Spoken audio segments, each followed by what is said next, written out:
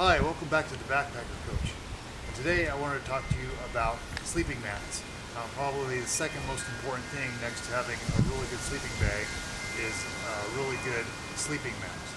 I wanted to go over some of the different mats that I've used over the years and what I also use combining different mats. In the previous videos that you've seen, I started off with this mat. I bought it quite a few years ago, at least 16 years ago, for my wife for just normal backpacking, and then I started using it for winter backpacking.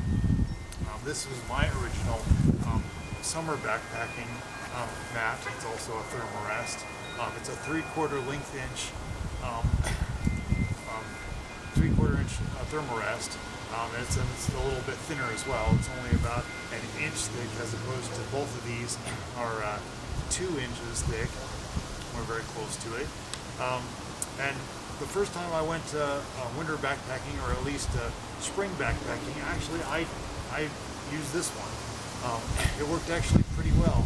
I didn't feel the cold on my body, but I did feel the cold on my feet, obviously, because it goes all the way. It doesn't go all the way to the bottom. So that is something you first need to realize, that you need to have something all the way covering from your head to your toes. You don't want anything touching the tent floor, so you don't have anything cold. So that's your first thing you need to remember.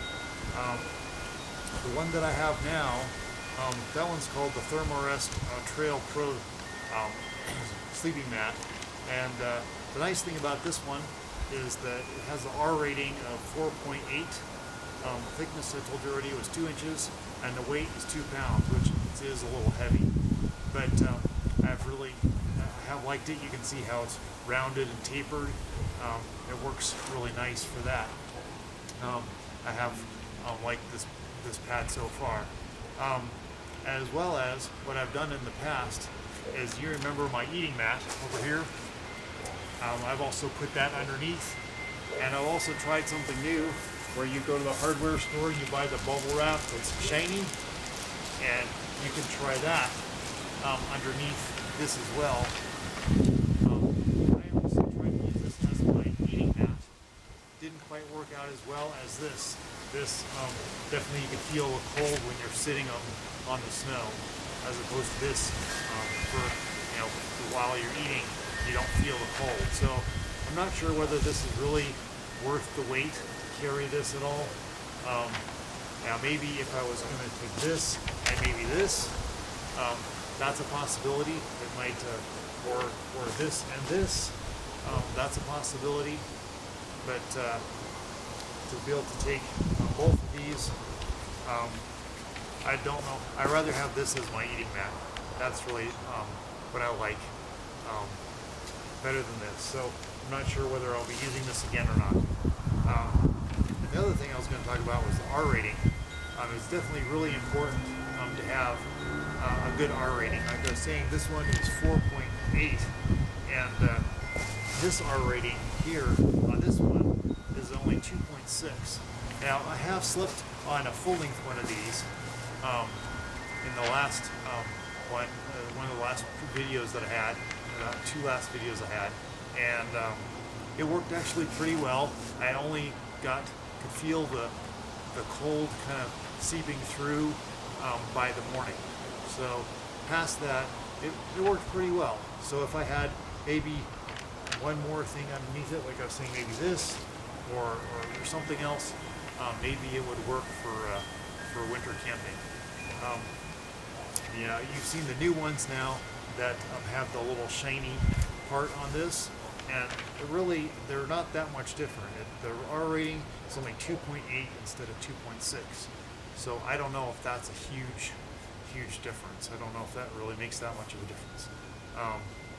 But anyway, what I will typically have done though is I'll put this under this, and then that gives this is a really good R rating. So that's over 4, 5, 6. So it's at least 6, 7 R rating, which is a good R rating.